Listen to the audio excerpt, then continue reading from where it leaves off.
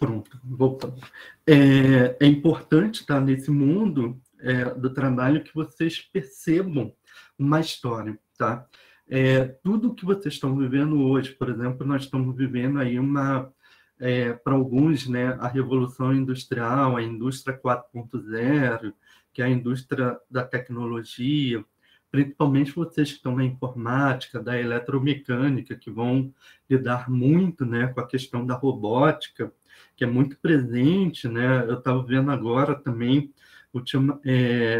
no futuro, né, a realidade virtual, ela não vai ter mais isso, você vai ter praticamente um personagem, você vai poder estar ao vivo, né? Eu esqueci o nome dessa realidade virtual. Eu vi recentemente agora no Fantástico, enfim, é o metaverso, isso, Benjamin, Arthur. Então, o metaverso, né, que está chegando aí, que é a próxima.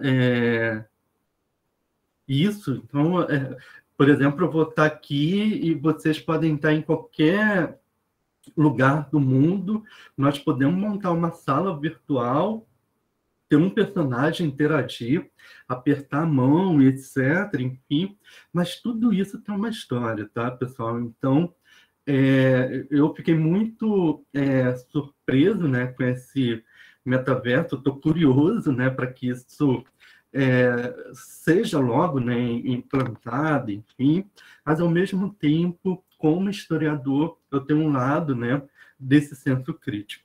Então, hoje nós vamos tentar trabalhar um pouco a questão da Revolução Industrial, que, querendo ou não, esse metaverso é fruto, né, desse processo histórico de desenvolvimento, enfim, na humanidade. Então, conforme nós analisamos aqui, né, todo esse processo histórico da humanidade, enfim, ele tem que ser sempre analisado com cautela. Então, eu vim aqui com vocês desde da pré-história, a questão da era, das grandes navegações, a história antiga, Roma, Grécia, Roma, tá? A Idade Média, período moderno. Então, sempre foi um conflito ali, né, de inúmeros grupos sociais. Então, sempre analisando, né, desse ponto de vista do que tem como avanço a questão da religião, a questão do cristianismo, o encontro desses mundos, dessas tecnologias, o renascimento, o absolutismo, a queda, né, uma consciência, né, dessas ideias, né, e depois uma crise dessa consciência com a Revolução Francesa, os burgueses chegando ao poder. Então, tudo isso, querendo ou não, é fruto desse processo histórico, né, de um conflito de classes, de grupos sociais, enfim, que foi se tornando, né, que foi se formando ao longo do processo, enfim, histórico, até os dias atuais. Então, a Revolução Industrial, que eu quero trabalhar com vocês hoje, tá? Eu quero dividir ela em alguns momentos, né?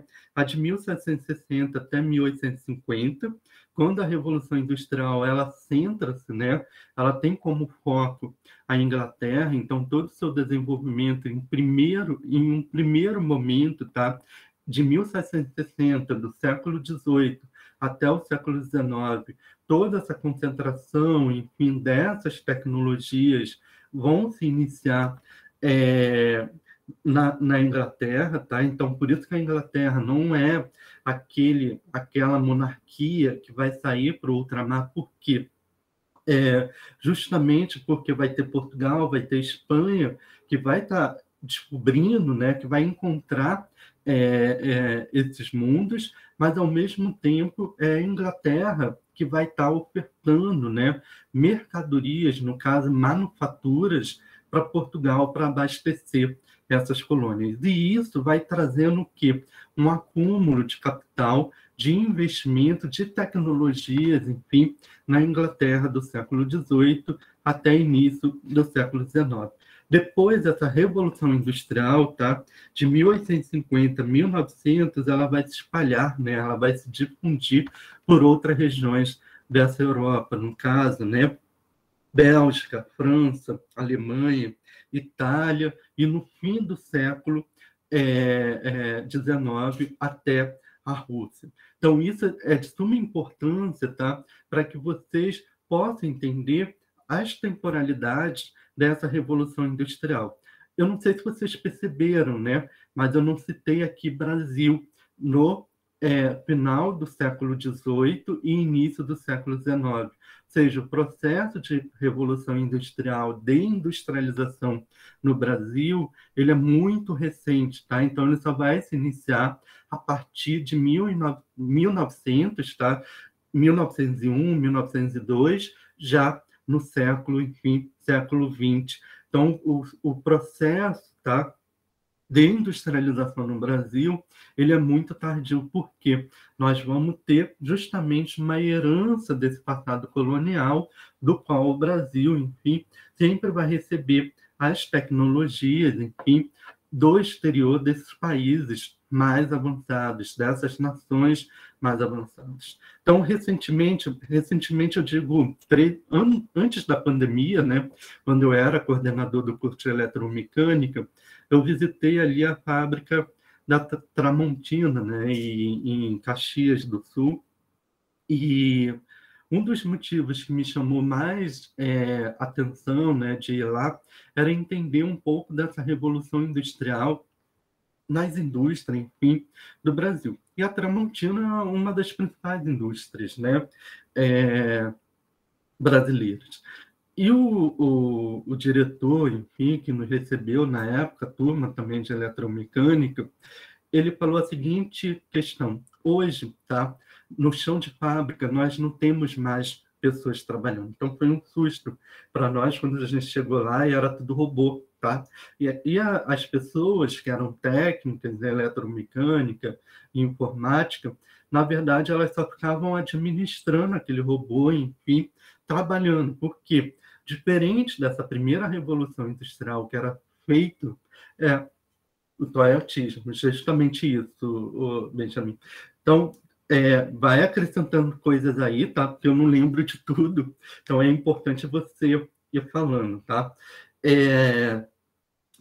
E aí ele disse que não tinha mais, tá, pessoas trabalhando ali no chão de fábrica, que a tendência é que tudo seja robotizado, tá? Ou seja, uma única pessoa, antes, esse trabalho que era feito por 10, 20 pessoas, hoje, uma única pessoa administra, tá? Controla esse robô, tá? Então, houve uma mudança, uma configuração, mas também há um dado triste nisso, porque, segundo ele, toda essa tecnologia ela não é produzida no Brasil, ou seja, toda essa tecnologia é justamente, tá, importada da onde? Desses países que foram os primeiros países a entrar nesse processo de revolução industrial, tá? Sim, o Benjamin. É, é ótimo, mas ao mesmo tempo para a tecnologia, para a economia, e aí o que eu estou pensando na sua frase. Isso é ótimo, tá, Benjamin? Com certeza é bom, tá? Mas ao mesmo tempo, economicamente, tá? Temos menos postos, né? Temos uma quantidade menor de postos de trabalho. Isso também significa o quê? Um outro processo de adaptação. Por quê? Essas pessoas, vocês aqui, tá? Nós teremos que, querendo ou não, nos especializar e atender esse mundo, né? Dessa revolução industrial. Mas, de certa maneira, há um controle, né? De cima, uma força meio que invisível, vamos dizer, nesse sentido, tá? Que nós não percebemos, e aí vamos dizer, por exemplo, uma única pessoa que seria o dono, né, do Facebook, que controla toda essa tecnologia. Mas, ao mesmo tempo, é meio que arriscado. Mas isso também é uma característica do capitalismo. Por quê? O capitalismo ele se cria e recria a cada momento. A cada situação, tá, de entrave, é uma recriação tá? Então, o capitalismo ele tem uma alta potencialidade, conforme nós vimos, tá? O período da época moderna durou ali aproximadamente, tá? 500 anos, vamos dizer isso, tá? E para se ter uma nova revolução demorou 500 anos. Imagine a Revolução Industrial, a Revolução Francesa chegou, tá? Então, a Revolução Francesa aconteceu nos finais do século XVIII. Então, ainda temos aí, tá? Desse advento, né, dessa Revolução Industrial, vamos dizer, 1900, aproximadamente 2 séculos, né, de Revolução industrial, enfim, dessas tecnologias. Então, até chegar um novo modelo, tá, um novo sistema, que eu acredito, tá, que seja justamente essa indústria contra, do 4.0, ainda vai demorar, enfim, bastante tempo, tá? Que é para derrubar o capitalismo. Ou ele não vai, tá, ser derrubado. Por quê? Ele tem um alto poder de criação e recriação. Então, eu estava assistindo uma palestra essa semana, por exemplo, o próprio fascismo, o nazismo, é o quê? É uma criação do próprio capitalismo para poder, enfim, controlar essas pessoas. Gera ali a crise e, ao mesmo tempo, depois o capitalismo gera a solução, tá? Então, é esse tipo de crítica que eu quero hoje tentar desenvolver com vocês, tá? Então, o que eu quero demonstrar é que todas essas relações, tá, que hoje nós temos, tá, do metaverso, é isso? Do metaverso. Todo esse processo, tá, de criação e recriação, porque daqui a pouco vai ter algo, tá? Que o metaverso não vai dar conta, o capitalismo vai vir com uma nova solução, tá? Essa revolução industrial, esse capitalismo, ele tem um alto poder, tá, de reconfiguração é, é, muito rápido, tá? Então, é esse tipo de crítica, tá? É esse processo histórico que, de certa maneira, enfim, eu quero trazer para vocês. Desde lá, por exemplo, da criação das primeiras catadeiras, tá? Que foram tudo muito... que parece que foi ontem, tá? Por exemplo, de chegar ali e separar o grão separar a semente, enfim, do restante, tá? Do fruto, que parece que foi ontem. Isso tudo, de certa maneira, tá? Traz um avanço muito rápido, tá? Então, esse processo de industrialização, querendo ou não, ele vai trazendo, enfim, rápidas mudanças na sociedade, juntamente com o quê? Com a Revolução Francesa que nós estudamos na aula passada. Então, esse processo de industrialização também vai ser acompanhado de um processo de mudança dessa mentalidade, que, de certa maneira, vai o quê? Induzir um grau de conscientização nesse mundo, do trabalho. Essa burguesia, ela vai ocupar esse poder, ela vai derrubar, esse antigo regime e, ao mesmo tempo, ela vai tomar controle, enfim, desse processo econômico existente a nível mundial. E aí vocês têm que entender isso muito bem, porque a escravidão no Brasil ela vai ser mantida até os finais do século XIX, mas vai ter uma pressão ali da Inglaterra pelo fim, da escravidão no Brasil, porque se precisa de mercado consumidor. Então, todo esse processo, de revolução industrial, esse processo de revolução francesa, ele não pode ser enxergado, ele não pode ser analisado, ele não pode ser estudado de maneira isolada, sempre no seu conjunto. Ver aonde é que a América, o Brasil entra nesse processo e aonde é que entram essas potências. E essas potências, até hoje, nós temos esse grau, enfim, de desigualdade nesse capitalismo. Mas à medida que é necessário sempre estudar esses processos históricos. Então, hoje, eu vou mostrar aqui algumas imagens para vocês, para que vocês possam compreender o que eu estou falando.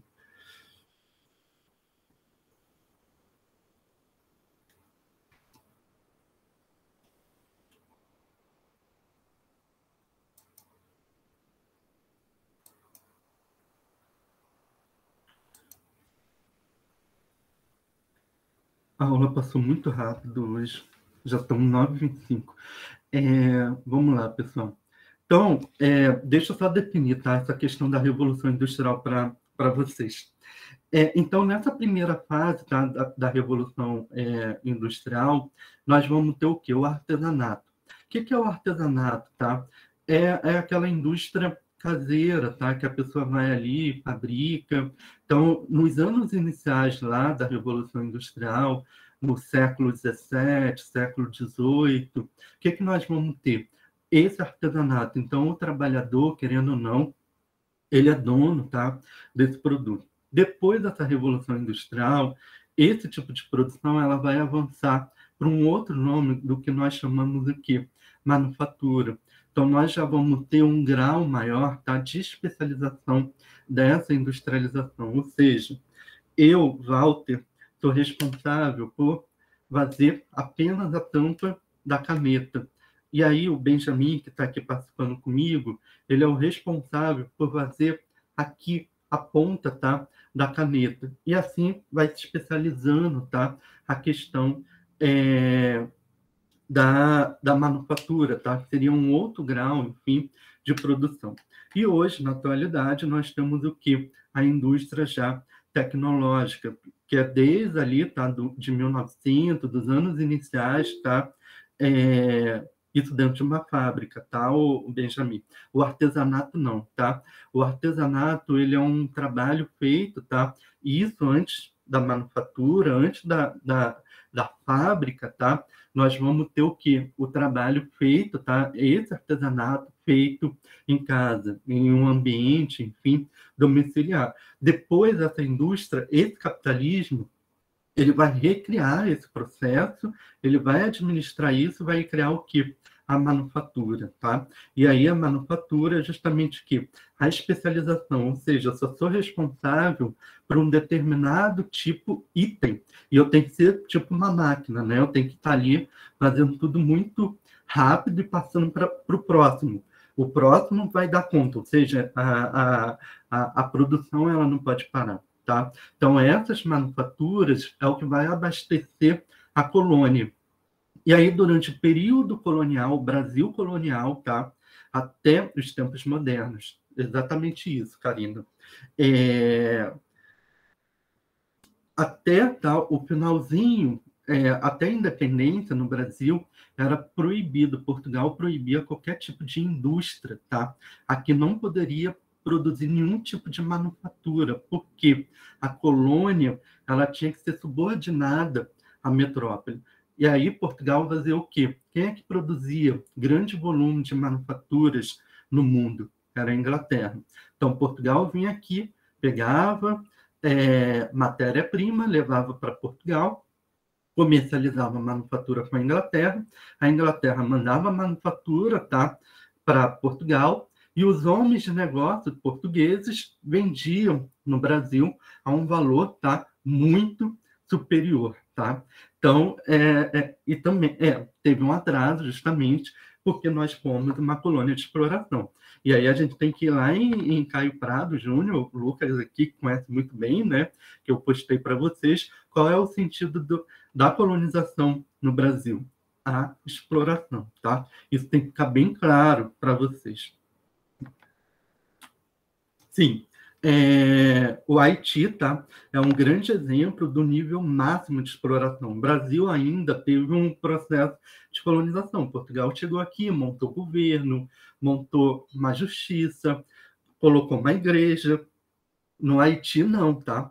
O Haiti é um exemplo porque o Haiti está vivendo tantas crises seguidas, porque o Haiti ele foi o exemplo máximo de exploração. Tinha um colonizador lá, tá? 1, 2, 3, que tinha grandes porções de terras, ia lá, só pegava o açúcar, comercializava e vendia em uma porção de pessoas, tá? Escravas, negros, tá? Porque a própria escravidão também, tá? Eu vou mostrar isso a vocês aqui num texto do Eric Williams, que eu separei, que a escravidão também ela foi muito rentável, tá? Então, a escravidão ela gerava lucro para quê? Para comprar essas manufaturas da Inglaterra. Então, por muito tempo, a Inglaterra incentivava a escravidão porque gerava dinheiro para Portugal para que Portugal pudesse ir lá comprar suas manufaturas, porque você produz em larga escala, mas não tem mercado consumidor. E quem é esse mercado consumidor? As colônias, tá, de exploração. Então, isso tem que ficar muito claro, tá, na cabeça de vocês. Então, por isso que eu digo, é importante conhecer o processo de revolução industrial para que nós, brasileiros, tá, possamos superar a mentalidade colonizadora. Por quê? Todo mundo, aliás, eu não vou dizer todo mundo, que eu não posso generalizar, tá? Mas na grande maioria, o que as pessoas pensam? Olha, eu estou aqui, mas eu penso em ir para a Europa, para os Estados Unidos. Mas por que elas pensam desse jeito? Porque tem uma mentalidade colonizadora. O que o colonizador ele fazia? Ele chegava aqui, acumulava riqueza e depois voltava para a Europa, tá? Então, a ideia sempre é essa, tá? De acumular, então por isso que nós somos, e até hoje nós temos ainda muito presente essa mentalidade, tá, do colonizador, pensar com a cabeça do colonizador, sendo que nós somos colonizados, tá? Então nós temos uma questão de exploração do nosso passado colonial. Se a gente não conseguir romper com isso, dificilmente nós vamos conseguir avançar de uma forma industrial, ter uma tecnologia de ponta, justamente por conta dessa mentalidade, dessa herança, desse passado, desse sentido, enfim, de exploração, tá? Então, isso é muito importante. A própria escravidão, ela foi rentável para a Revolução Industrial, porque ela permitiu justamente essa acumulação, tá, a esse mercado consumidor e ter uma renda para se comprar essas manufaturas. Eu vou partir para os textos. Eu deixei aqui, tá, um mapa mental do que seria essas revoluções industriais, tá? A primeira, a segunda, a terceira, os tecnopolos, mas pela questão do tempo eu vou avançar um pouquinho aqui, tá? Eu quero analisar alguns textos com vocês, que é do Eric Hobsbawm, tá? Sobre a questão da lógica burguesa, tá? Que operava o Estado na Inglaterra. Desde a Revolução, tá, Gloriosa.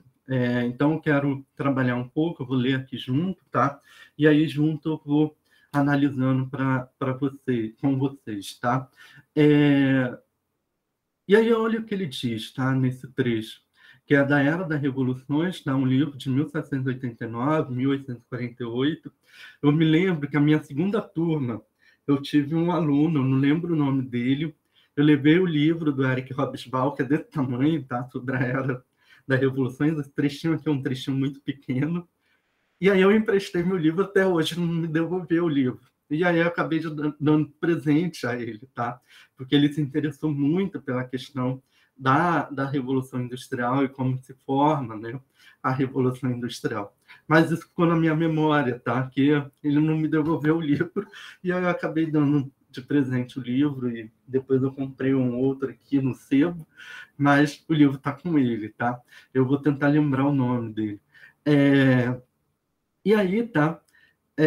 Olha o que o Eric Hobsbawm trabalha, tá? É um autor egípcio, conforme eu já falei aqui para vocês, tá? Mas ele morou muito tempo na Inglaterra.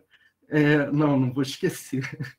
Isso aqui foi minha segunda turma, né? De IF, enfim, e tá lá o livro, né? Mas, enfim, eu acho que ele fez bom proveito do livro. Mas as condições adequadas, tá, estavam visivelmente presentes na Grã-Bretanha, Inglaterra, onde mais de um século se passara desde que o primeiro rei tinha sido formalmente julgado e executado pelo povo. E desde que o lucro privado e o desenvolvimento econômico tinham sido aceitos como os supremos objetivos da política governamental. Ou seja, tá, no século XVII nós temos a questão, tá, da Revolução, tá, Gloriosa, onde o rei inglês, enfim, ele cai.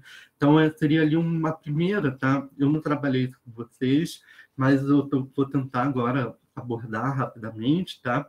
Então, na Inglaterra, se tem um primeiro movimento, tá, desses burgueses, que é a divisão ali dos campos, a retirada, tá, dos camponeses, a questão das fábricas, e etc. Então, todas essas condições, tá, foram condições excelentes, enfim, para o desenvolvimento, enfim, dessa revolução industrial, tá? Uma relativa quantidade de proprietários com espírito comercial já quase monopolizava a terra, que era cultivada por arrendatários, empregando camponeses sem terra ou pequenos agricultores. As atividades agrícolas estavam predominantemente dirigidas para o mercado, as manufaturas, tá? Há muito tinham se disseminado por um interior não feudal. A agricultura já estava preparada para levar o termo suas três funções fundamentais numa era de industrialização: aumentar a produção e a produtividade de modo a alimentar uma população não agrícola em rápido crescimento, tá? Então, aqui tem uma outra questão, tá? A questão da urbanização. Então, a Inglaterra ela vai se urbanizar de uma forma muito rápida, tá? E isso vai trazer tecnologias. Então, o fato de você retirar pessoas do campo e levar para a cidade, isso também gera o quê, tá? A questão de trabalhadores, que vai gerar automaticamente o quê? Mercado consumidor. E qual vai ser a relação de trabalho, tá? Desses trabalhadores? O salário. Então, o que significa salário, tá? Salário é cada hora de trabalho, tá? Então, todas essas noções vocês têm que ter em mente. Eu dei aula, tá, na prefeitura por muito tempo, antes de ser professor do IFE. E sempre tinha na prefeitura de São Paulo, né? E sempre tinha uma questão que eu sempre trabalhava em zonas muito periféricas, com filhos, né, de trabalhadores que pegavam o metrô, tá? Acordavam muito cedo, saíam de casa aproximadamente 4 horas da manhã para estar às 7 no trabalho, porque o trânsito de São Paulo ele é infernal, tá? E você tem que pegar metrô, tem que pegar ônibus, enfim, para você chegar no seu local de trabalho. E eu sempre trabalhava muito a conscientização daqueles alunos, no sentido de dizer, olha, geralmente eles ficavam tristes, né, porque não conseguiam ter um tênis da Nike, não conseguiam ter uma camisa, enfim, ali de marca.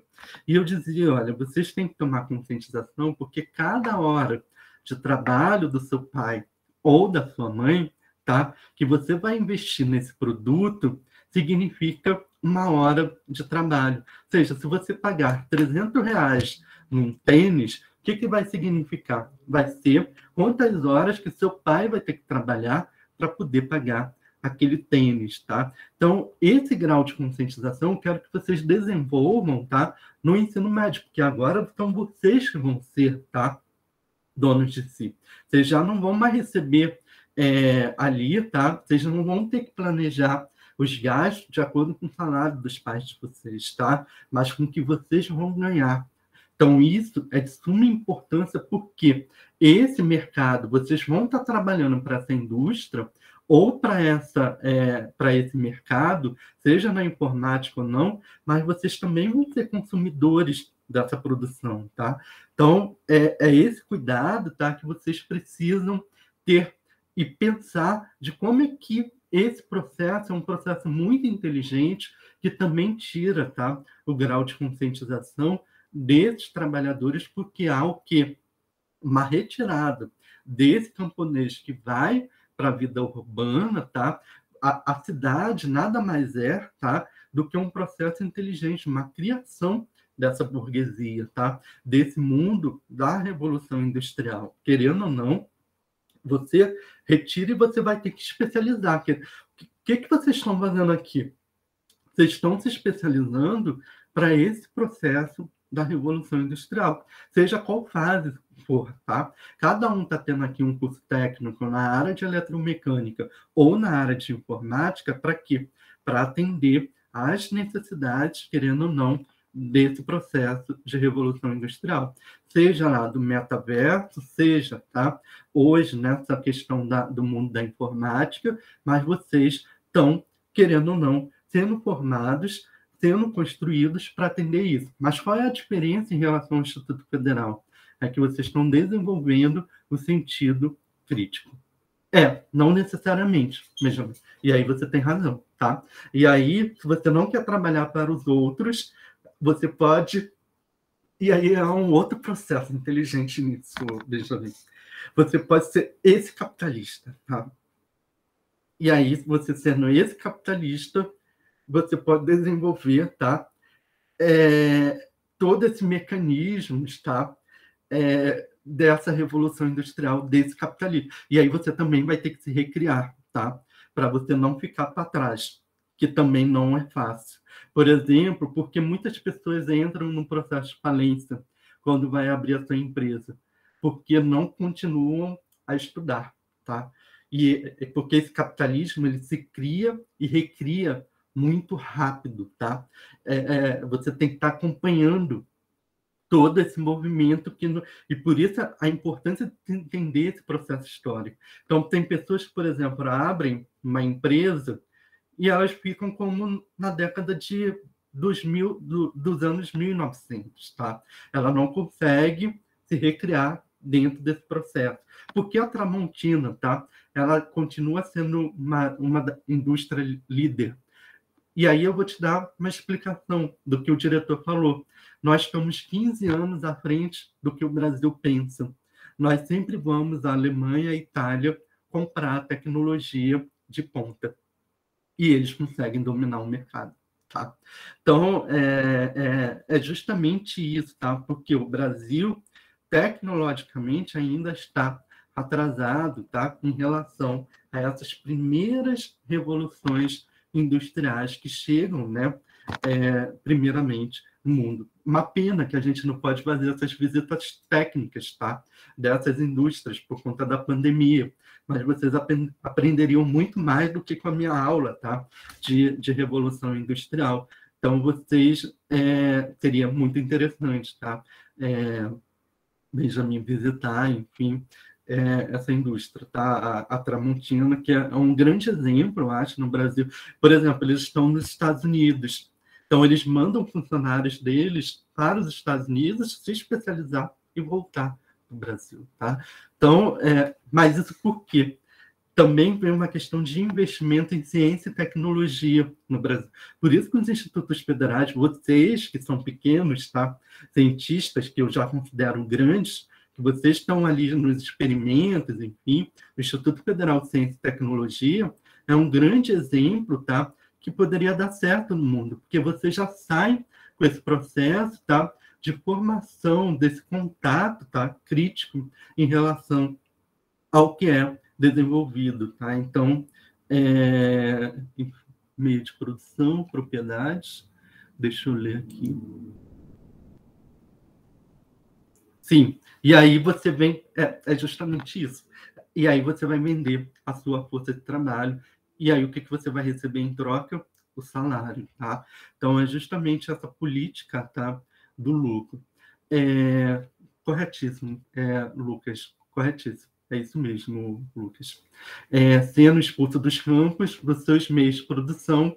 Então, essa prática, tá, da urbanização ao mesmo tempo muito inteligente, ela é muito atrativa, tá, porque ela te oferece cultura, ela te oferece o futebol, ela te oferece o transporte público, inúmeras facilidades, mas você é um grande consumidor também dessa produção, tá? Então, é algo muito louco, tá? Eu não tenho como explicar isso para vocês, que eu não consigo acompanhar esse capitalismo, tá? Eu estava vendo, tá, o metaverso, eu já fiquei impressionado como é que o dono do Facebook já estava criando uma nova coisa, tá? Então, eu não sei. Então, eu sou sincero para vocês, tá? Porque eu, às vezes, acabo caindo nessa sedução, tá? Eu vou ali, eu vejo uma tecnologia, por exemplo, um relógio digital, eu vou lá e caio na sedução e entrego meu salário, tá? Então, é algo nesse sentido, tá? Então, é um sistema muito inteligente. É o que o Lucas acabou de dizer. Então, vamos lá, pessoal, avançando aqui. Isso, exatamente isso, Benjamin. E que vai acumulando, né, pela casa. Vamos ver onde eu parei. Então, fornecer, tá, um grande acrescente excedente de recrutas, seriam os trabalhadores, tá, em potencial para as cidades e as indústrias, e fornecer um mecanismo para o acúmulo de capital a ser usado nos setores mais modernos da economia. Ou seja, você retira essa população, tá, do setor agrícola, você leva ela para a cidade, por isso, tá, que há sempre esse nível do desemprego, tá? Porque sempre tem mais é, é, mão de obra, tá? Do que propriamente a oferta de trabalho. Então, isso sempre é um risco quando acontece. Por isso que vocês sempre têm que sair nesse grau, tá? De especialização. Porque à frente dos demais que não estão estudando, tá? No Instituto Federal, vocês têm um alto grau de competitividade, porque o próprio mercado exige isso. Essa é a dinâmica, tá? Do capitalismo. E que é algo cruel, tá? Não é algo, e que é o que o Benjamin colocou aí, e o Lucas também. A política já estava engatada ao lucro, né? As exigências específicas dos homens de negócio podiam encontrar a resistência de outros interesses estabelecidos. No geral, todavia, o dinheiro não só falava como governava, tá? Então é isso. A Revolução Industrial, tá? É por isso que a questão dos trabalhadores versus quem tem o poder dominante, tá? Da industrialização. Isso é muito importante para que nós, no Brasil, tá?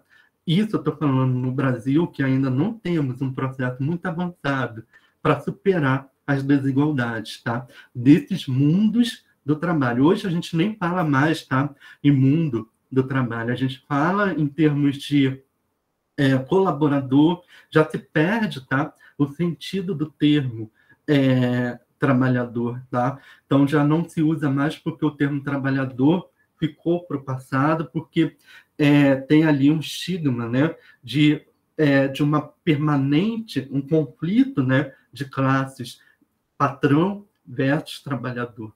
E por isso que eu digo, tá? Nunca pensem com a cabeça do patrão, a não ser o que o Benjamin acabou de citar aqui, ou o Lucas acabou de falar, tá? Pensar com a cabeça do patrão é você perder direitos, tá? Então, ser trabalhador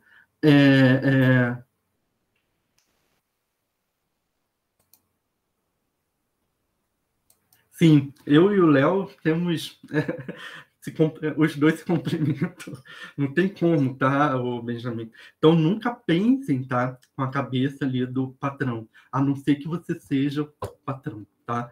Se você é trabalhador, se você tem uma origem, tá? No meu caso, que eu tenho uma origem operária, meu pai foi operário de fábrica, eu vou pensar com a cabeça e eu sou trabalhador da educação, tá? Então, isso é muito importante, esses dados, tá? Porque senão você vai ser vítima constante, tá? Desse mundo do capital. E pensar, tá? Que esse capital ele cria e recria novas situações a todo momento, tá? Deixa eu ver.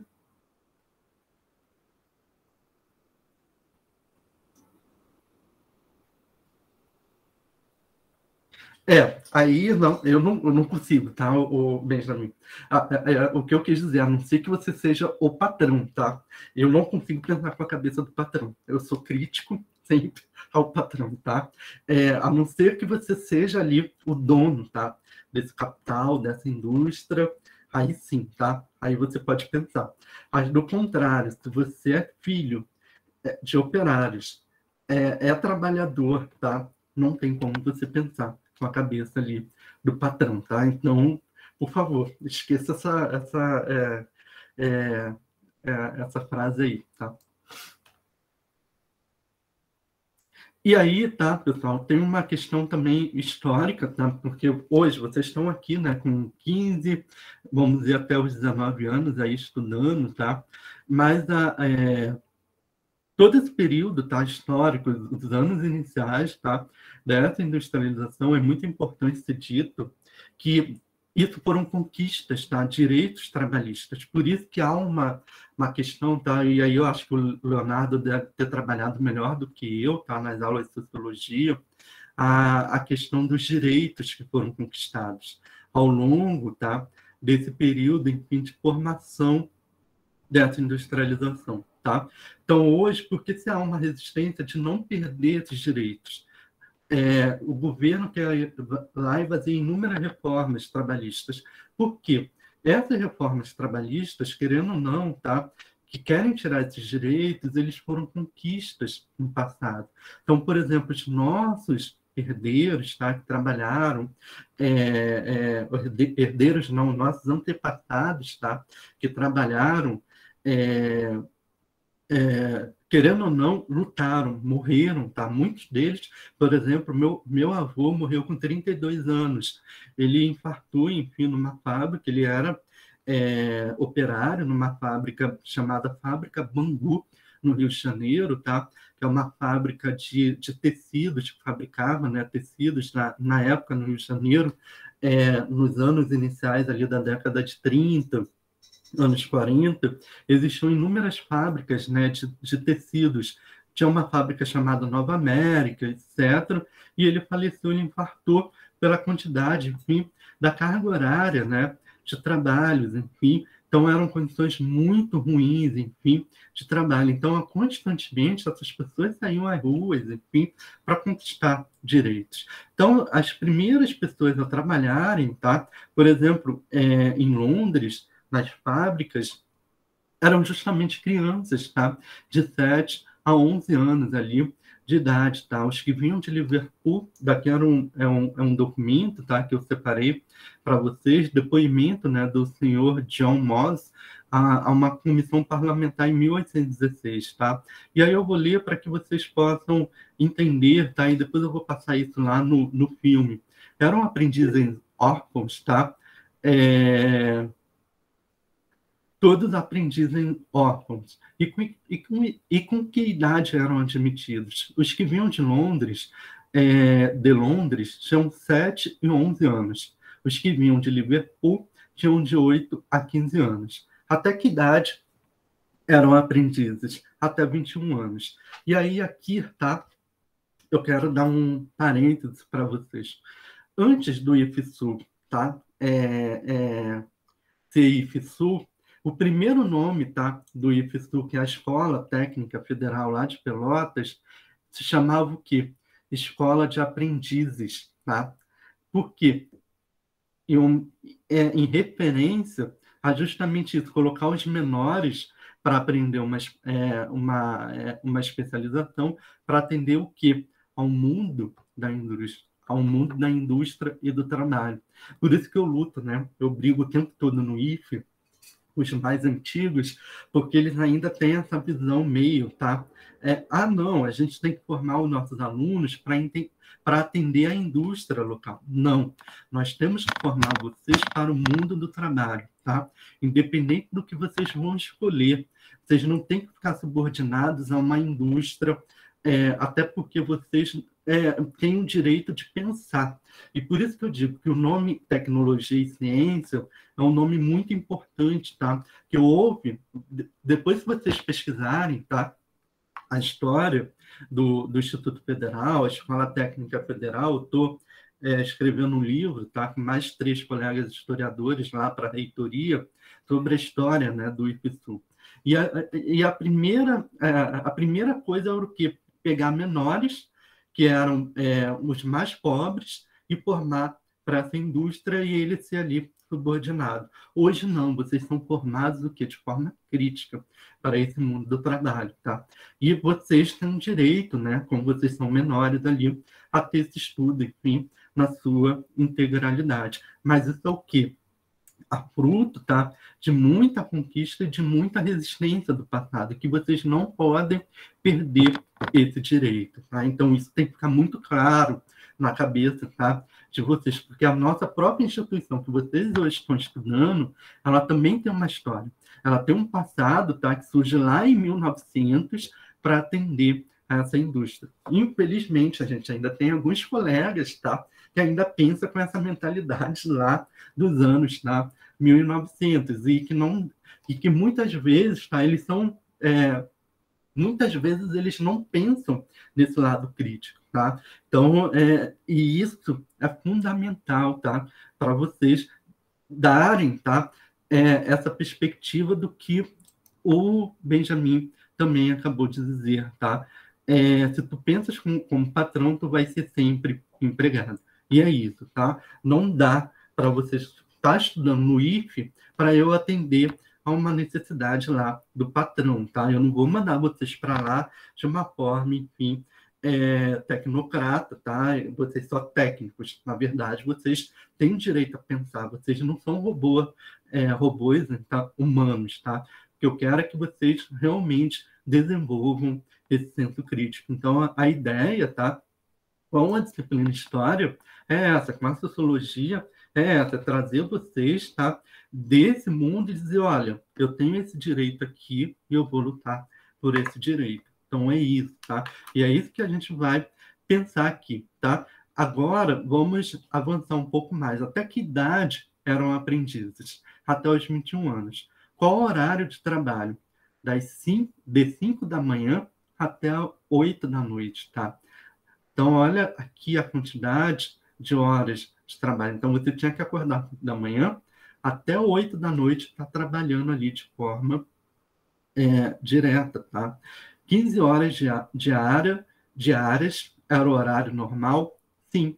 Quando as fábricas paravam para os reparos ou falta de algodão, tinham as crianças, posteriormente, de trabalhar mais para recuperar o tempo parado? Sim. As crianças ficavam de pé ou sentadas para trabalhar? De pé. Durante todo o tempo? Sim. Havia acidentes nas máquinas com as crianças? Muito frequentemente. Tá? Então, hoje, se nós temos, tá, uma indústria respeitando, por exemplo, a pausa para o almoço, é o quê? Fruto de conquista de direitos dos trabalhadores do nosso passado. Então, se hoje você tem férias, tem 13º, tá? E que hoje praticamente está acabando, né? Porque tudo está sendo por contrato, você trabalha quantidade de dias, recebe X valor. Então, isso praticamente está se acabando no Brasil, tá? Justamente por uma política neoliberal, tá? E esse passado, ele está sendo esquecido. Então, por isso é importante vocês entenderem, tá, esse passado para que vocês não repitam esses erros, de ir lá e votar numa pessoa que vai tirar os direitos, tá, trabalhistas de vocês. É importante vocês pensarem, porque vocês vão virar consumidores, vocês vão querer ter uma casa, tá? Vocês vão querer ter condições dignas, tá? De moradia, de transporte. Então, isso tudo é fruto, querendo ou não, de direitos. Se vocês perdem tudo isso, perde a humanidade, tá? Se perde justamente o senso, tá, de equilíbrio e de igualdade, enfim, na população. Aqui está um texto do Eric Williams, tá, que eu acho muito importante, eu não vou ler, tá, com vocês, porque eu quero fazer outras análises, tá, mas que vocês possam entender. Eu só vou pegar aqui, tá, um trechinho, que é da questão do comércio triangular, para que vocês possam entender ou explicar isso a vocês da questão da escravidão que eu já falei. A Inglaterra, né, ela fornecia as exportações e os navios. O que são as exportações? As mercadorias e os navios. A África, a mercadoria humana. As plantações, a matéria-prima colonial, que é o Brasil. Tá? Brasil, Haiti, até o sul ali dos Estados Unidos também, tá? O navio negreiro zarpava, né, da metrópole com uma carga de artigos manufaturados. Quem é que produzia? Inglaterra, tá? Porque Portugal não tinha indústria, porque Portugal estava ali, né? Os reis portugueses, a nobreza, né? Só se divertia, porque tinha uma colônia, então eles não tinham uma preocupação de incentivar uma industrialização. Um minuto, pessoal.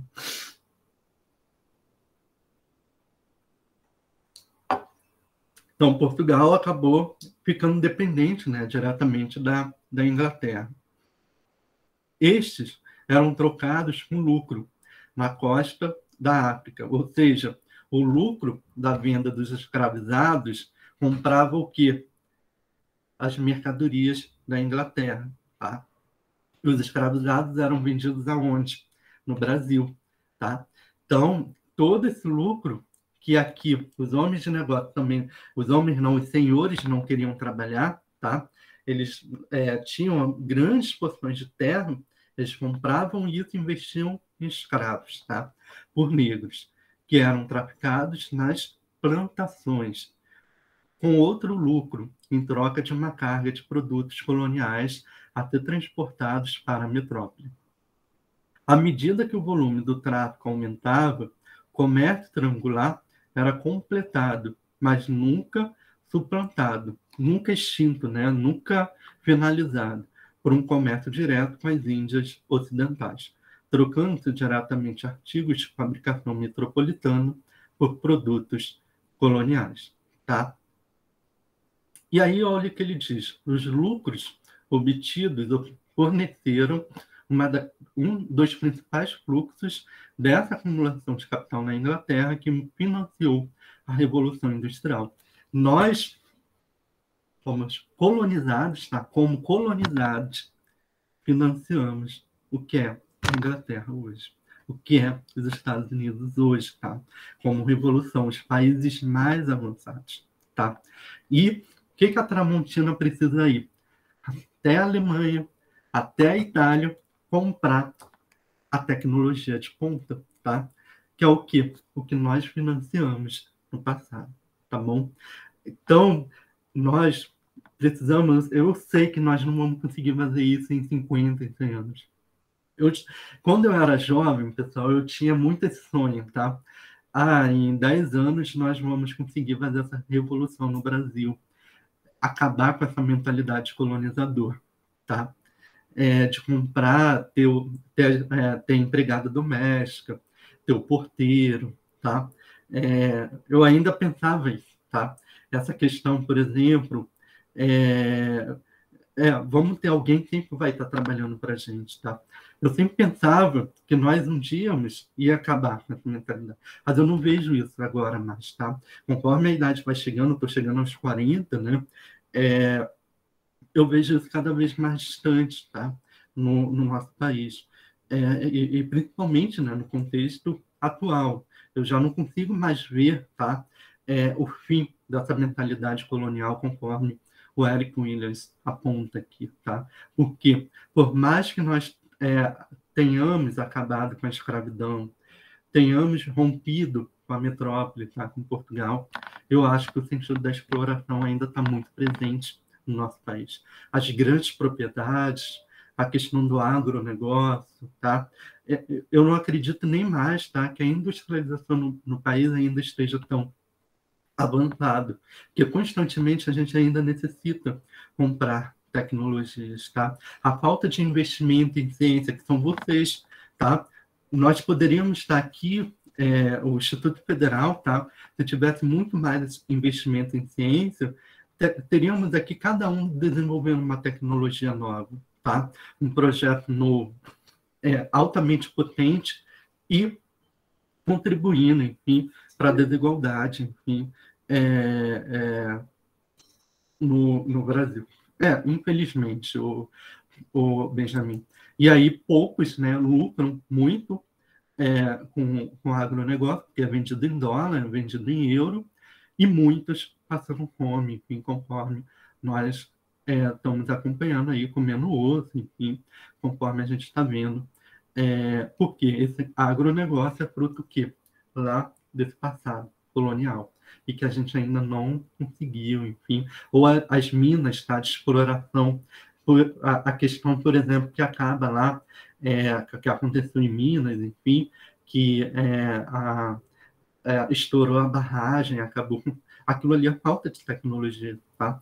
Falta de investimento em ciência, falta de um olhar, né, do poder público, enfim. Então, tudo isso que está acabando aí com a Amazônia, querendo ou não, é impacto ainda de um pensamento colonial, ainda de exploração de terra, enfim, de grandes propriedades. O Haiti, claro, é um exemplo máximo dessa exploração da desigualdade. Então, se vocês querem entender, tá, um exemplo máximo dessa exploração, eu recomendo sempre o Haiti para vocês, tá? E aí a gente vai lá em cima, já falei demais, tá? Nas imagens, conforme eu estou falando, né? Então, a primeira revolução industrial vai depender das minas, né, de carvão, enfim, seria a questão da energia. trabalho, né, das crianças, das mulheres, sobretudo. Então, sempre é muito importante, tá, que o trabalho feminino e o trabalho infantil sempre eram prioridade, tá, nas indústrias, mas não porque era uma questão de consciência, tá, de gênero, mas porque era o mais explorado, tá? Então, inclusive, as mulheres também, que já tem ali um fator de luta, né, de colocação no mercado de trabalho, que é uma outra questão muito importante ser dita, ao longo do período da Revolução Industrial, eram as mais exploradas junto ali com as crianças, tá? E aqui a questão da segurança, né, da indústria, né? Então, esse processo de segurança, ele era mínimo, e conforme vocês estão vendo aqui, não há uma mecanização, né? A mecanização, ela ainda é muito nas rodanas, e etc. Não há uma robotização, né, desse processo. Então, muitas pessoas trabalhando, enfim, e cada um ali seria a questão das manufaturas. Agora, né, eu vou passar para vocês os filmes para que vocês possam visualizar e depois eu vou explicar a atividade, como ela é feita. Me lembrem, tá? Para eu não terminar a aula sem explicar a atividade, tá? Vamos lá, pessoal. Deixa eu mudar a tela. Hoje eu estou bastante gripado. E aí eu estou errando algumas palavrinhas, tá, pessoal? Mas é pelo nariz entupido.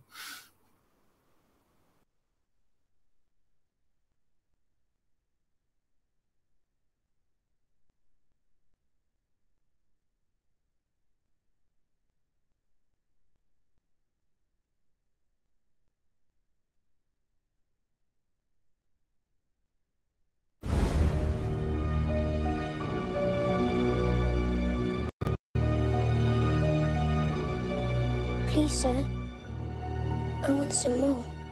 What? Oliver Twist has asked for more. For more? That boy will be hanged. You know you've got no father or mother. Yes, sir. You have come here to be educated and to be taught a useful trade. Clear the office. Say your prayers. Yes.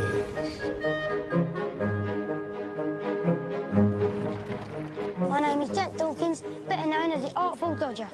Oliver Twist. Why are you known as the Artful Dodger? That's why.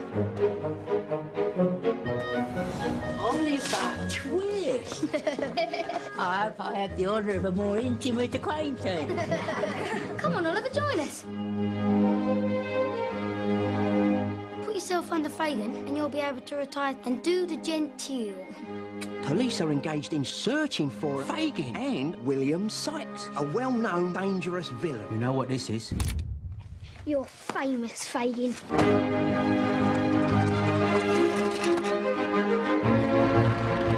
Cool.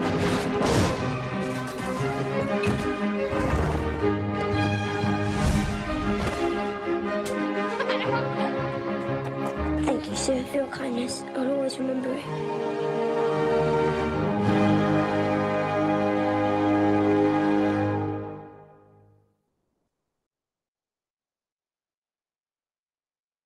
Pessoal, hoje eu vou passar um pouquinho do tempo, tá? Mas é importante a aula de hoje. Aqui nesse filme, tá? O Oliver Twist, vocês têm vários... só nesse trecho, tá? Muito pequeno, como vocês puderem assistir o filme inteiro. Mas a primeira questão que eu chamo a atenção ali são as condições dos menores, tá? De idade. São condições altamente, enfim, degradantes. E depois a segunda questão ali é formar para um ofício útil à sociedade, tá? Por isso que eu luto constantemente para que as escolas técnicas, tá, federais, elas não retornem aquele passado, tá, lá da primeira revolução, para que vocês não sejam aqui apenas formados para atender um ofício útil na sociedade, tá? Mas sim que vocês sejam humanos. Foi uma questão que apareceu no filme.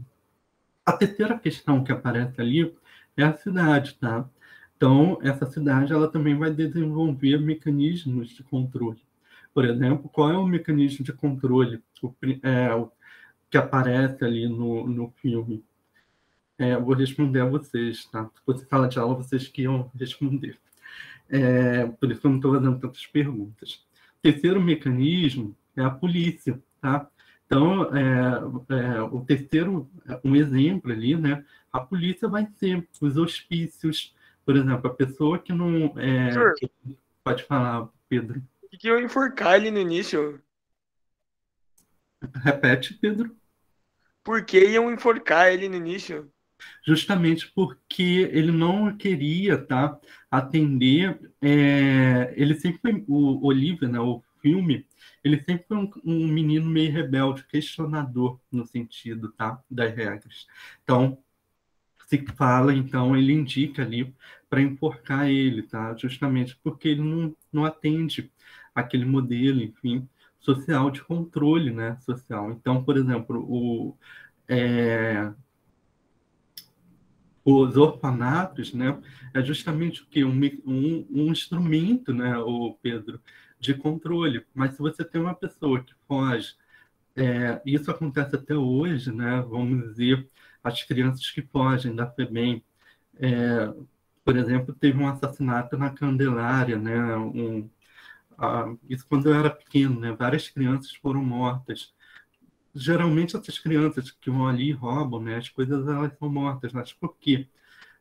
É muito mais fácil justificar pela morte dessas crianças do que inserir elas na sociedade, porque elas incomodam, tá? Então, é mais ou menos nesse sentido. Eu não sei se eu consegui te explicar, ô Pedro. Não, entendi. Entendeu? Tá? Então, e aí vocês sempre tem que ter esse olhar muito atento, né? Então, ali a cidade, você tem a lei, né? Que vocês têm que seguir. Então, tudo isso, querendo ou não, são mecanismos, né? São instrumentos, instituições de controle social, tá? Por exemplo, a pandemia que está acontecendo agora, a Covid. Por que está todo mundo em casa? Porque você não pode perder toda essa questão de trabalhadores. Então, uma questão pandêmica. Quem é que vai controlar isso? Os hospitais. Agora, o retorno, né? A escola, verdade. A escola também, tá? É um mecanismo, tá? Um instrumento de social, tá? De controle social. Por isso que eu digo, se a escola é aquela coisa, você vai para lá, eu coloco para vocês, decorem isso. Por isso que as minhas aulas, nenhuma delas, tá? Eu levei vocês a decorarem conteúdo. Eu levei vocês para os jogos. E se alguém aqui dizer que eu levei vocês a decorarem, eu vou ficar com raiva. Porque todas as aulas, elas foram aulas de reflexão, tá? História não é decorar. Eu li aqui excelentes trabalhos que me disseram isso, tá? Obrigado pelo elogio, tá? Nos trabalhos. E eu fiquei muito feliz. Teve uma aluna especial, que eu não lembro o nome agora, que disse que na escola a história era muito chata. E aqui ela está conseguindo, enfim, aprender através de jogos. É justamente isso, tá? É que vocês consigam ver o tempo presente de vocês, vejam esse passado e como ele é manipulado de acordo com o que o Edgar falou ali, tá? Então, eu não trabalhei com vocês, por exemplo, algo que o Pedro gosta, a questão das revoluções ali, tá? A revolta religiosa. Eu não consegui pela questão do tempo, mas que vocês já tenham esse olhar crítico, tá? De manipulação, tá? Agora, esse aqui é um pouquinho mais longo, tá? Mas é importante vocês assistirem e eu analisar junto com vocês.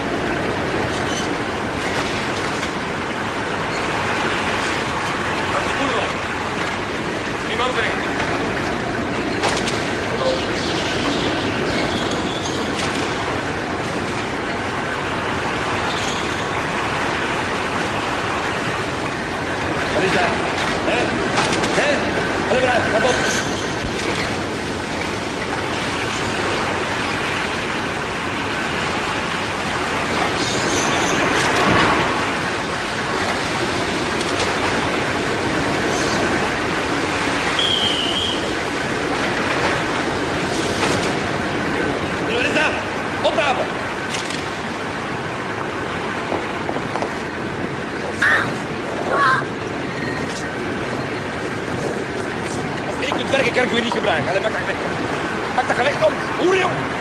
Links. Jij 20 centiem boete. Maar ik heb niks gedaan. 20 centiem boete of ik er ook uit.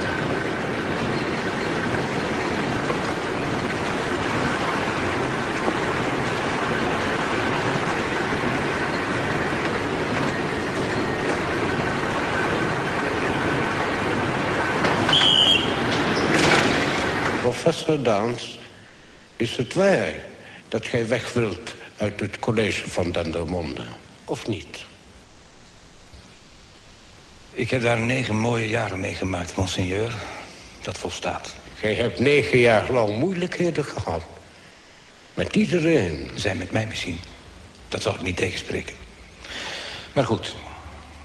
Nu wil ik naar Aalst. Ik heb een plaats voor u als onderpastoor in Drongen. Morgen wordt ge daar verwacht. U weet beter dan wie dan ook dat ik in Drongen echt moeilijkheden heb gehad. En dat inderdaad met iedereen. Ik herinner het me omdat het nog zo is.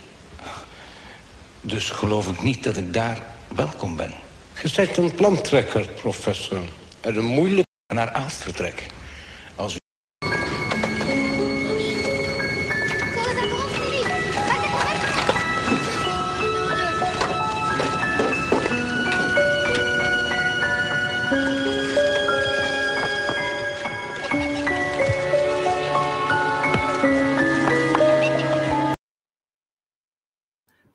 Que está em casa, vocês assistam o restante, tá? Pela questão do tempo. Então, as principais questões ali, tá? São as condições dos direitos trabalhistas. Então, eu quero que todas e todos, tá? Que saiam do curso de História, tenham essa consciência, tá? Nenhum direito a menos, sempre, tá? Lutem pelos seus direitos, enfim, a revolução industrial, conforme vocês estão vendo aí, tá? Sempre foi... uma questão de exploração do trabalho. Então, isso trouxe, tá? Muita tecnologia, muita inovação, melhores condições de vida, como nunca, tá? Na história da humanidade. Mas conforme um professor indígena, né, o Ailton Krenak, ele falou numa palestra, num fórum, tá, de ciências humanas daqui do IFSU, é necessário agora, tá? O humano saber utilizar essas tecnologias e gerar essa igualdade, tá? Então, de uma forma muito inteligente, ele apresentou isso. Então, vocês que vão estar, tá? Ou já estão enfrentando esse mundo do trabalho, devem saber, tá? Que esses direitos, eles são primordiais diante desse passado histórico. E, por último, né, Os Tempos Modernos, que quase todo é um filme muito clássico, né? Eu vou passar de uma forma muito rápida, tá? Porque eu sei que muitos têm que trabalhar. É só para vocês entenderem, tá? O que eu falei aqui. Deixa eu só avançar um pouquinho. Que é essa parte.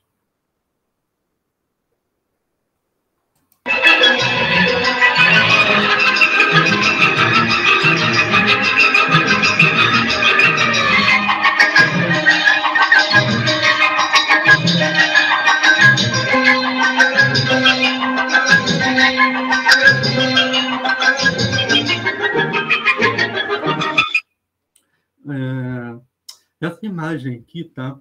É o típico robô humano, tá? Que não pensa, ele só tem que estar lá, tá? Cada um seguindo de uma forma muito mecânica. Então, todas e todos que fizeram aqui, tá? Disciplina História, Sociologia, Filosofia, vão sair, né, do Instituto Federal justamente com essa noção crítica, que vocês não podem ser esse robô humano, tá? Vocês são humanos, vocês pensam e vocês vão ter uma leitura crítica, enfim, dessa sociedade. Tá bom? Pode falar, Pedro. Aí entra aquela questão interessante que provavelmente esse tipo de emprego não vai existir no futuro, né? Que tu falou da qualificação, porque a gente vai usar da tecnologia e tal. Isso, tá? Então, são as duas coisas que elas têm que estar unidas. Vocês têm que se qualificar e, ao mesmo tempo, estar com esse senso crítico, tá? Então, é essa a ideia, tá? Essa concepção crítica desse passado, desse presente e desse futuro. E vocês não podem, tá, se atrasar. Porque esse capitalismo, ele se cria e recria muito rapidamente e ele vai te deixar para trás. Tá? Ele não vai ter pena, entende, o Pedro, de você. Por quê? Por exemplo, para eu estar no Instituto Federal, para eu passar no concurso, eu tive que fazer várias especializações. Tá dando aula aqui para vocês, não foi fácil, entende, o Pedro? Eu passei por inúmeras condições de trabalho muito desfavoráveis. O meu primeiro salário, para ter ideia, eu tive que pagar para poder dar aula. Eu morava no Rio de Janeiro, tá, na capital, e o meu local de trabalho ficava no interior do estado, a 4 horas da capital. E o meu primeiro salário era R$220 por mês. Eu me lembro que os alunos fizeram uma vaquinha no final do ano e me deram um valor, tá? Para eu poder pagar a minha passagem de volta para o Rio de Janeiro, porque eu ia sem comida. E eu tinha que ter, porque eu não tinha outra condição, entende, Benjamin? Ou eu adquiria experiência, ou eu não seria contratado. Até para passar no Instituto Federal, a exigência ela é muito alta, entende? Então, eu tinha que ter experiência em sala de aula. E foi um projeto de quase, assim, 15 anos de estudo. Então, eu tive que terminar a graduação, fazer uma especialização, fazer um mestrado e fazer o doutorado para poder estar dando aula para vocês. Por quê? Eram muitos candidatos, 330 no meu concurso, tá? Para uma vaga. Então, é isso, Pedro, que vocês precisam tomar em consciência. Se vocês não continuarem se especializando e não serem tão rápidos quanto esse capitalismo, vocês ficam para trás e são abandonados, tá? E aí vocês ficam em condições desfavoráveis de trabalho e não ficam competitivos no mercado, tá? Infelizmente, o capitalismo cobra isso da gente, entende, Benjamin? Depois eu fui trabalhar, enfim, no estado, no município, na rede particular, e mesmo assim são condições muito ruins de trabalho, tá? Então, essas condições elas vão modificando de acordo, tá? Porque quem é filho de trabalhador, quem é filho de operário, ele não tem as mesmas... Por isso que eu não acredito numa palavra chamada meritocracia, porque você já sai de uma forma desfavorável em relação àquele que tem condições, tá?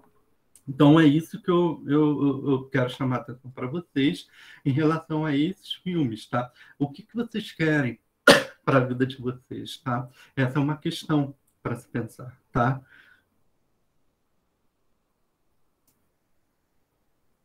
Não é ruim, Benjamin. A questão é a velocidade, né? A exigência e as condições que isso são proporcionadas, tá? Que são proporcionadas, senão, às vezes, a condição não é a melhor, né? Então, por exemplo, se é uma pessoa que mora muito longe, né, de casa, como é que ela... longe do local que é ofertado, tá? Por isso que o IFE, por exemplo, em Sapiranga, tem um campus para vocês, é de suma importância, tá? Tem um Instituto Federal ali numa região de Sapiranga. Vamos dizer, tá? O IFE é novo em Sapiranga, tem 7 anos. Se vocês tivessem que vir até Porto Alegre estudar, vamos dizer, no Instituto Federal, como é que isso seria? Muito ruim, né? Para vocês, tá? Então, são questões aí, querendo ou não, isso tem que ser valorizado, tá? E vocês têm um ensino, enfim, de extrema qualidade, tá certo? Por fim, tá? Vou explicar para vocês. Não, tem uma questão aqui, tá? Muito rápida, que é um jogo, tá? Produzido pela Universidade Estadual da Bahia, muito interessante, tá? Chamado Industriale. Os jogos, tá? Produzidos, alguns apontaram, tá? Os limites, tá, dos jogos, mas vocês precisam sempre lembrar, tá? A ciência no Brasil recebe muito pouco investimento, pessoal. Com pouco investimento a gente já faz isso. Se tivesse muito investimento, com certeza o Brasil estaria muito avançado, tá? Então, é um jogo que tem lá suas limitações, tá? mas que aprende muito, tá? Sobre a Revolução Industrial. A atividade, tá? É uma resenha simples, que eu conversei com a Edilane, tá? Que vocês vão fazer. Deixa eu ir lá em cima, explicar ela para vocês. Eu prometo que eu libero vocês às 10h30, tá, pessoal? Quem não assinou a lista de presença, assine aqui, tá? Vamos lá. Hoje realmente a aula passou. Vamos lá, tá? Atividade 3, produção textual, tá? Que é uma resenha. No máximo, tá? Estourando 2 páginas, que eu não quero sobrecarregar ninguém. E aí seria, pelo menos, sobre o mundo, né, do trabalho, que eu coloquei aqui, sobre o mundo do trabalho na Revolução Industrial, tá? E aí vocês podem, né, escolher um dos trechos dos filmes que eu passei para vocês, tá?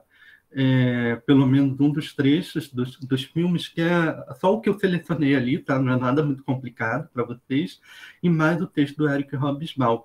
E aí a resenha crítica, que é vocês darem a opinião de vocês ao final do texto, tá? O que vocês entendem pelo mundo do trabalho, tá? É basicamente isso. Texto justificado, fonte Arial 11, extensão de no máximo 2 páginas, tá? Então, história é isso. A gente já está na penúltima aula. História não é decorar, não é fazer perguntinhas lá e vocês responderem o que está no texto. É vocês, tá? Interpretarem aquilo que nós estamos estudando, tá? Sem sofrimento, sem aquela ideia, tá? Aquela concepção pesada. Não, é a realidade de vocês, tá? Então, é nisso, tá? E aí eu coloquei aqui já um modelo certinho para vocês, que a própria professora Edilane, tá? Me disponibilizou, tá? Então, ela colocou aqui, basicamente isso. Qualquer dúvida, WhatsApp, Facebook, Instagram, e-mail, tá? Eu sempre estou disponível aí para vocês. Sexta-feira eu estou presencial no campus, tá? Vai ter aí já o retorno gradual. Quem quiser aparecer por lá, quiser me conhecer, tá? Eu estou lá presencialmente para vocês, tá bom? Então, acho que é isso, tá, pessoal? Obrigado aí. Obrigado pelos trabalhos. Eu me diverti muito, tá? No final de semana, lendo o trabalho de vocês. É isso. Alguma dúvida, alguma coisa? Nada? Eu não sei encerrar a aula, tá, pessoal? Então, vamos lá. Um abraço para vocês. Bom dia. Tudo certo, senhor. É nóis. Valeu, pode crer. Valeu, um abraço, pessoal. Tchau, senhor. Valeu. Melhor, senhor. Tchau, senhor. Boa semana. Tchau. Igualmente. Tchau, senhor. Tchau, um abraço, Kelly. Lucas, fica aí, preciso falar contigo. Tchau, Karina.